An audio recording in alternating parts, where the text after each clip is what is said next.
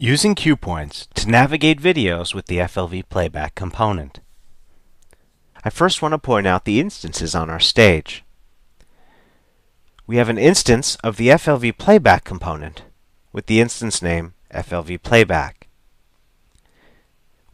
We have an instance of the button component with the instance name button prev, and another instance of the button component with the instance name button next.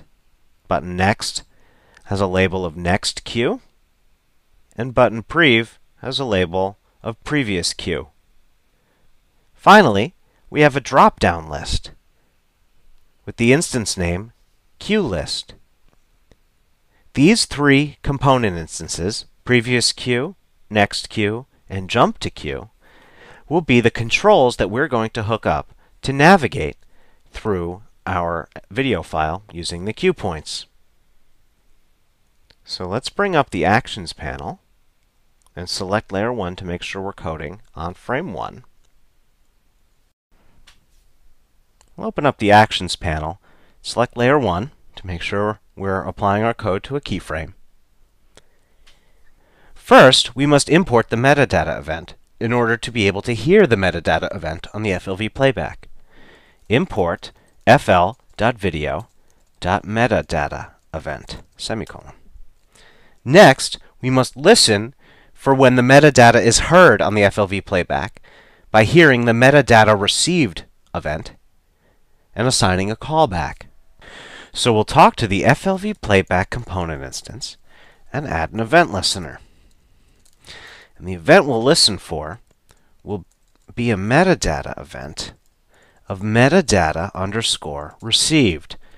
And when we hear that event, we're going to run a function which we will call onMetadata with a little d. Close paren, semicolon. And then, of course, we have to tell our FLV playback component to play. So FLV playback dot play, and we're going to point it to a video file that has navigational cue points embedded into it. Open quote dot dot slash underscore capital media slash FLV slash Babe Ruth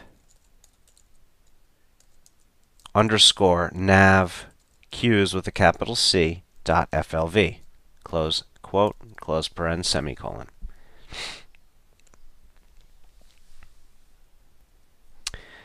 Next, we have to define the function onMetadata that we declared as the callback to the metadata received event. So we will type in function onMetadata, tell it to expect an event argument, open and close curly braces to define the function body, and we're going to do a few things inside of this onMetadata function. First, we're going to populate the cue list, the drop-down list on our stage, with the complete list of cue points. So we will say for var cue in FLV playback dot metadata dot cue points. So for every item in the cue points of the metadata of the FLV playback component instance, we want to add an item to that drop-down list. And I'm going to include the open and close parens and semicolon on separate lines to make this a bit more readable. And we are going to pass in an object that contains a label and a value, because that's what the drop-down list expects with the addItem method. So I'll declare an object with an open curly brace and then a close curly brace, and I'll declare a label property, colon, comma, and a value property, colon. So the label property will be the name of the current cue point, which we can talk to by talking to FLV playback dot metadata dot cue points open bracket cue close bracket dot name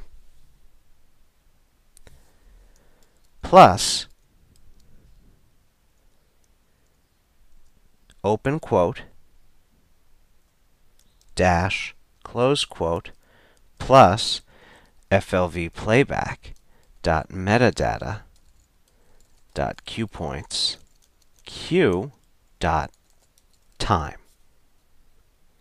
So this way we're going to assign a label to each item in the drop-down list that will have both the name and the time code of the cue point.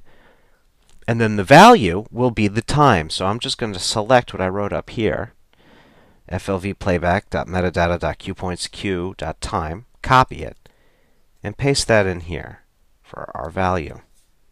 So if we test our movie now,